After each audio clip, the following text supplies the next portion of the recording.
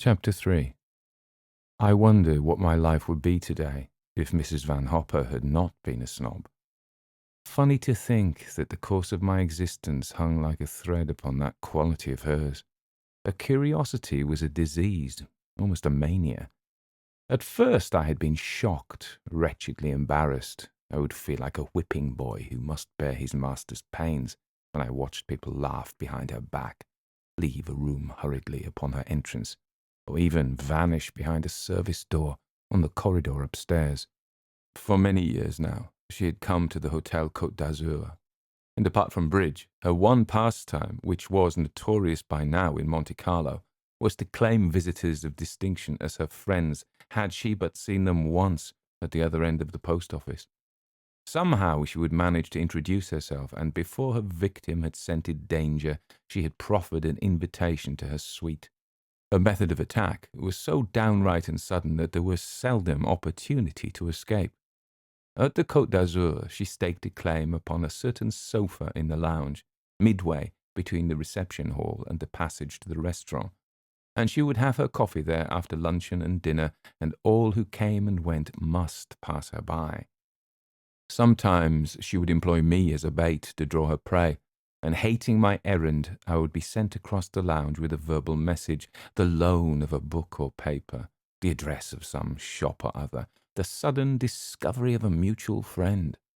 It seemed as though notables must be fed to her much as invalids are spooned their jelly, and though titles were preferred by her, any face once seen in a social paper served as well. Names scattered in a gossip column, authors, artists, actors, and their kind, even the mediocre ones, as long as she had learnt of them in print. I can see her as though it were but yesterday on that unforgettable afternoon, never mind how many years ago, when she sat at her favourite sofa in the lounge debating her method of attack. I could tell by her abrupt manner and the way she tapped her lorgnette against her teeth that she was questing possibilities.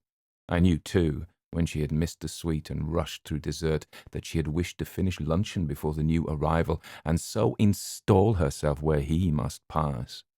Suddenly she turned to me, her small eyes alight. "Go upstairs quickly and find that letter from my nephew. You remember, the one written on his honeymoon with the snapshot. Bring it down to me right away." I saw then that her plans were formed, and the nephew was to be the means of introduction.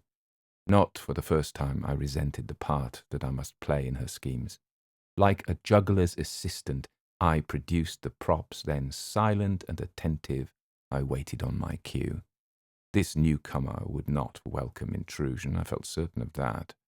In the little I had learnt of him at luncheon, a smattering of hearsay garnered by her 10 months ago from the daily papers and stored in her memory for future use, I could imagine, in spite of my youth and inexperience of the world, that he would resent this sudden bursting in upon his solitude. Why he should have chosen to come to the Côte d'Azur at Monte Carlo was not our concern. His problems were his own, and anyone but Mrs. Van Hopper would have understood. Tact was a quality unknown to her, discretion too, and because gossip was the breath of life to her, this stranger must be served for her dissection. I found the letter in a pigeonhole in her desk, and hesitated a moment before going down again to the lounge. It seemed to me, rather senselessly, that I was allowing him a few more moments of seclusion. I wished I had the courage to go by the service staircase and so by roundabout way to the restaurant, and there warn him of the ambush. Convention was too strong for me, though, nor did I know how I should frame my sentence.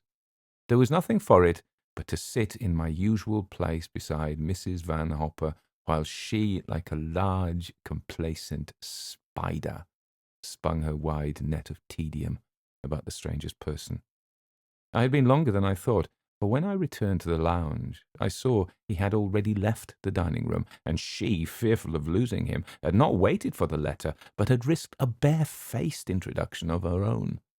He was even now sitting beside her on the sofa. I walked across to them and gave her the letter without a word. He rose to his feet at once, while Mrs. Van Hopper, flushed with her success, waved a vague hand in my direction and mumbled my name. Mr. De Winter is having coffee with us. Go and ask the waiter for another cup, she said, her tone just casual enough to warn him of my footing. It meant I was a useful thing and unimportant, and that there was no need to include me in the conversation. She always spoke in that tone when she wished to be impressive, and her method of introduction was a form of self-protection. For once I had been taken for her daughter, an acute embarrassment for us both. This abruptness showed that I could safely be ignored, and women would give me a brief nod which served as a greeting and a dismissal in one, while men, with large relief, would realize they could sink back into a comfortable chair without offending courtesy. It was a surprise, therefore, to find that this newcomer remained standing on his feet, and it was he who made a signal to the waiter. "I'm afraid I must contradict you," he said to her. "You're both having coffee with me." And before I knew what had happened, he was sitting in my usual hard chair, and I was on the sofa beside Mrs. Van Hopper. For a moment she looked annoyed. This was not what she had intended. But she soon composed her face, and thrusting her large self between me and the table, she leant forward to his chair, talking eagerly and loudly, fluttering the letter in her hand. "You know, I recognized you just as soon as you walked into the restaurant," she said, "and I thought, why, there's Mr. De Winter, Billy's friend. I simply must show him those snaps of Billy and his bride taken on their honeymoon. And here they are. There's Dora. Isn't she just adorable? That little slim waist, those great big eyes. Here they are, sunbathing at Palm Beach. Billy's crazy about her, you can imagine. He had not met her, of course, when he gave that party at Claridge's, and where I saw you first. But I dare say you don't remember an old woman like me." This with a provocative glance and a gleam of teeth. "On the contrary, I remember you very well," he said. Before she could trap him into a resurrection of their first meeting, he had handed her his cigarette case, and the business of lighting up stalled her for the moment. "I don't think I should care for Palm Beach," he said, blowing the match, and glancing at him, I thought how unreal he would look against a Florida background. He belonged to a walled city of the 15th century, a city of narrow, cobbled streets and thin spires, where the inhabitants wore pointed shoes and worsted hose. His face was arresting, sensitive, medieval in some strange, inexplicable way, and I was reminded of a portrait seen in a gallery, I've forgotten where, of a certain gentleman unknown. Could one but rob him of his English tweeds and put him in black, with lace at his throat and wrists, he would stare down at us in our new world from a long, distant past. Past where men walked cloaked at night and stood in the shadow of old doorways. A past of narrow stairways and dim dungeons. A past of whispers in the dark, of shimmering rapier blades, of silent, exquisite courtesy. I wished I could remember the old master who had painted that portrait. It stood in a corner of the gallery, and the eyes followed one from the dusky frame. They were talking, though, and I had lost the thread of the conversation. "No, not even 20 years ago," he was saying. "That sort of thing has never amused me." I heard Mrs. Van Hopper give her fat, complacent laugh. "If Billy had a home like Mandalay, he would not want to play around in Palm Beach," she said. "I'm told it's like fairyland. There's no other word for it." She paused, expecting him to smile, but he went on smoking his cigarette, and I noticed, faint as gossamer, the line between his brows. "I've seen pictures of it, of course," he persisted, "and it looks perfectly enchanting. I remember Billy telling me it had all those big places beat for beauty. I wonder you can ever bear to leave it." His silence now was painful. It would have been patent to anyone else, but she ran on like a clumsy goat, trampling and trespassing on land that was preserved. And I felt colour flood to my face, dragged with her as I was into humiliation. "Of course you Englishmen are all the same about your home," she said, her voice becoming louder and louder. "You depreciate them so as not to seem proud. Isn't there a minstrel's gallery at Mandalay and some very valuable portraits?" She turned to me by way of explanation. "Mr. Winter is so modest he won't admit to it, but I believe that lovely home of his has been in his family's possession since the Conquest. They say that minstrel's gallery is a gem. I suppose your ancestors often entertained royalty at Mandalay, Mr. De Winter, eh?" This was more than I had hitherto endured even from her, but the swift lash of his reply was unexpected. Not since Ethelred, he said, the one who was called Unready. In fact, it was while staying with my family that the name was given to him. He was invariably late for dinner. She deserved it, of course, and I waited for her change of face, but incredible as it may seem, his words were lost on her, and I was left to writhe in her stead, feeling like a child that had been smacked. "Is that really so?" she blundered. "I had no idea. My history is very shaky, and the kings of England always muddled me. How interesting, though. I must write and tell my daughter. She's a great scholar." There was a pause, and I felt the colour flood into my face. I was too young, that was the trouble. Had I been older, I would have caught his eye and smiled, her unbelievable behaviour making a bond between us. But, as it was, I was stricken into shame and endured one of the frequent agonies of youth.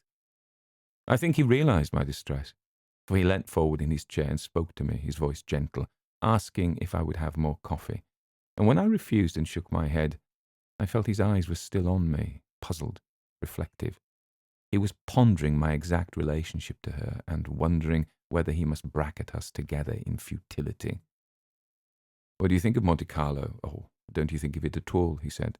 This, including of me in the conversation, found me at my worst, the raw ex-schoolgirl, red-elbowed and lanky-haired, and I said something obvious and idiotic about the place being artificial.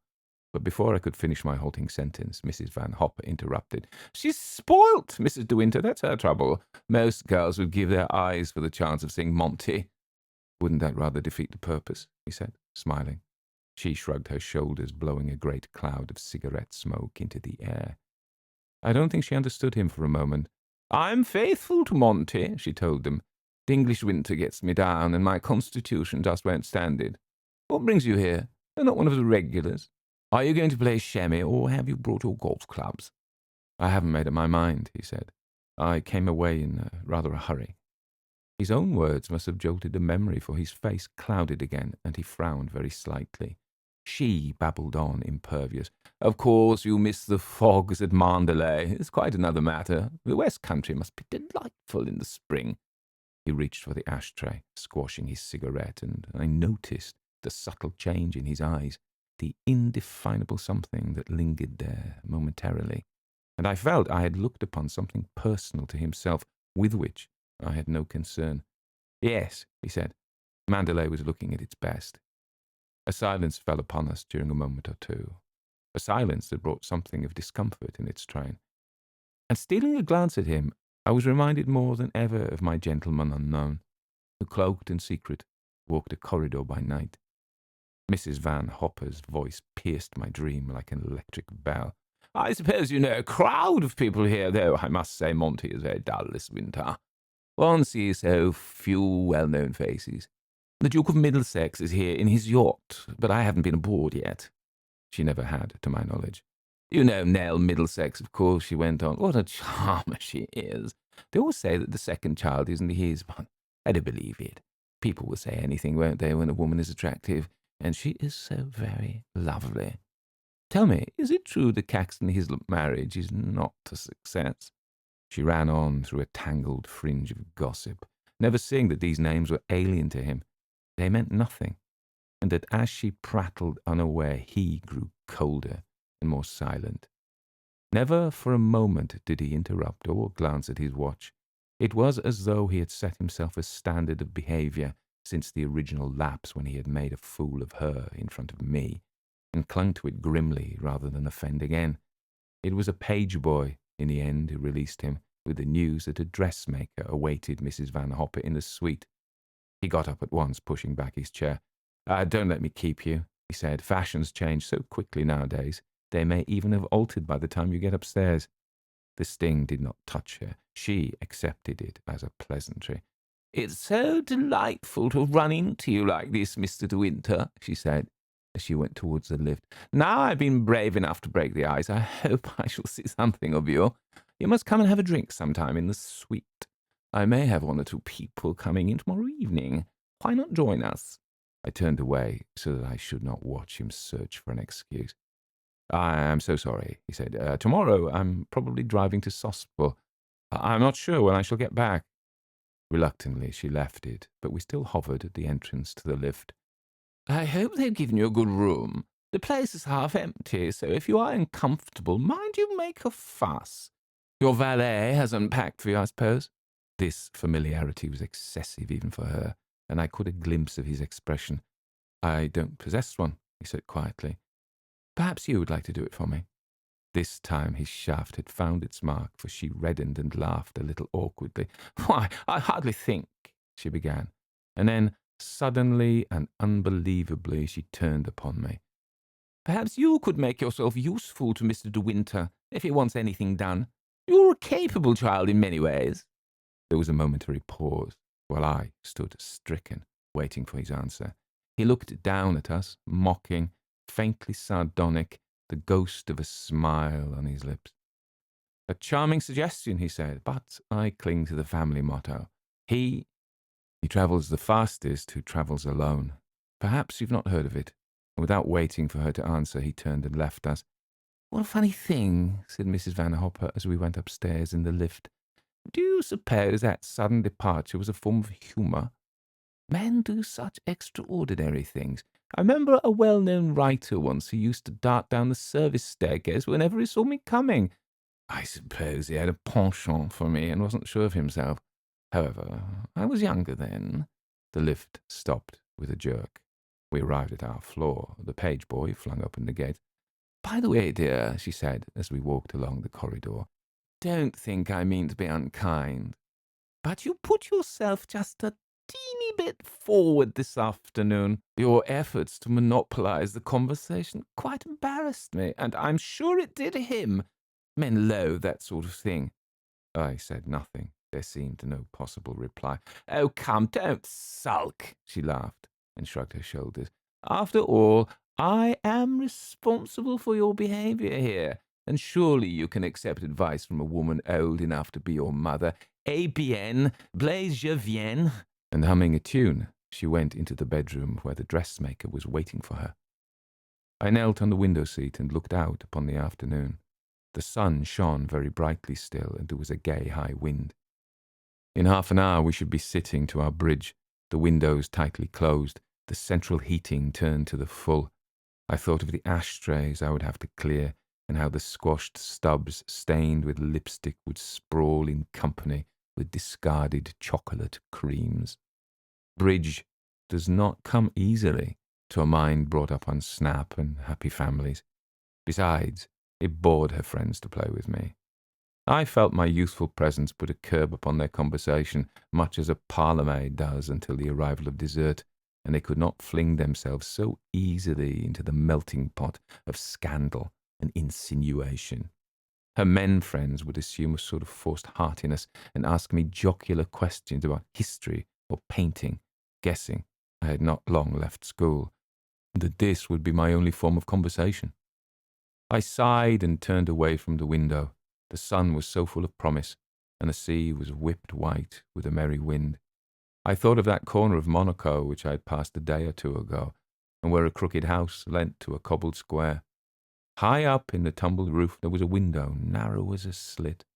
It might have held a presence medieval, and reaching to the desk for a pencil and paper, I sketched in fancy with an absent mind a profile, pale and aquiline, a sombre eye, a high-bridged nose, a scornful upper lip, and I added a pointed beard and lace at the throat, as the painter had done, long ago, in a different time. Someone knocked at the door, and the lift boy came in with a note in his hand. "Madame's in the bedroom," I told him, but he shook his head and said it was for me. I opened it and found a single sheet of notepaper inside, with a few words written in an unfamiliar hand. "Forgive me, I was very rude this afternoon." That was all. No signature and no beginning. But my name was on the envelope and spelt correctly, an unusual thing. "Is there an answer?" asked the boy. I looked up from the scrawled words.